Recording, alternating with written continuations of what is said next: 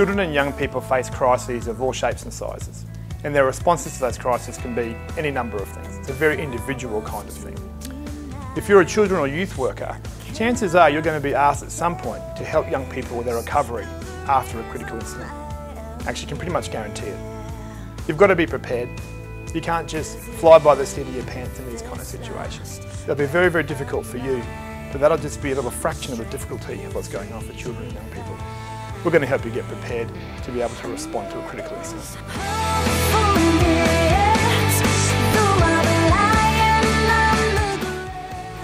There are personal crises and then there are critical incidents which are bigger and affect a larger number of people, including children and young people. Critical incidents have certain characteristics.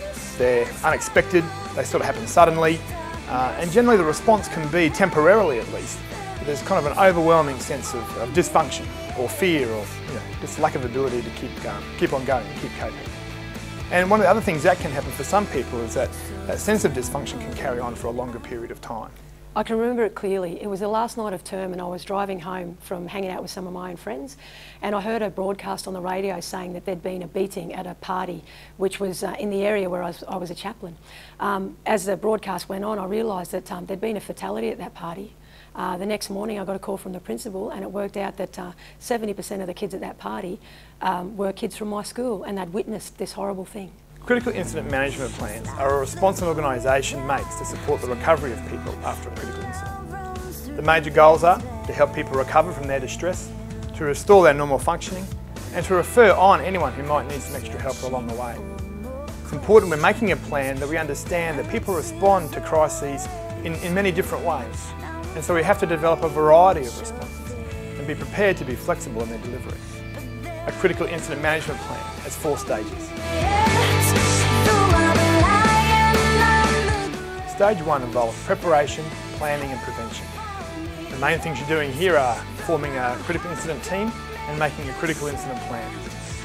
At this stage, other things that can be happening is building a positive culture in the organisation, education and training, practicing drills and lockdowns, and also connecting with other organisations who are going to help with your critical incident response. I think for anyone that's involved in a critical incident, there's some great preparation you can do. I think it's good to be self-aware and to understand how you deal with grief and things like that, so that you can process things yourself, because you're going to be put in a position where you actually have to help other people process.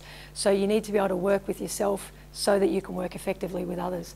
I think anyone that works with people would be wise to do some sort of course or training where you actually learn a bit about how people cope with grief and at various stages and the sort of things you can expect and how to help people through those things. The second stage involves managing the incident itself and the immediate response to this. This mainly involves managing the immediate threats and ensuring the safety of those people affected. The research shows that a good response here helps people to recover. I remember getting the call from the principal and finding out, the kids I knew were involved in this.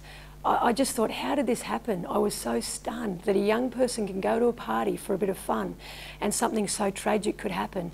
And then I thought of my own kids, from my school that I knew, and I realised they'd witnessed this horrible thing. It was just mind-blowing. Stage 3 is the follow-up stage. This involves activities called demobilisation, diffusing and debriefing. These are kind of gatherings that are about information sharing, planning and just checking out how people are going. They're designed to bring the incident to a close and to help the recovery process to begin. The school involved me in the process. What we did was got together with the guidance officer, welfare officer and some people from district office with Ed Queensland, and we made a list of kids that we knew were at the party and we rang them all, spoke to them and their parents, gave them opportunity to come in and debrief with us. So we had some group debrief sessions where they got to go around the circle, talk about how they felt, what they'd seen and things like that, and then we gave them the opportunity to do some one-on-one things, talk about how they feel, what they would do with that and where we go from here. The fourth and final stage is review and evaluation.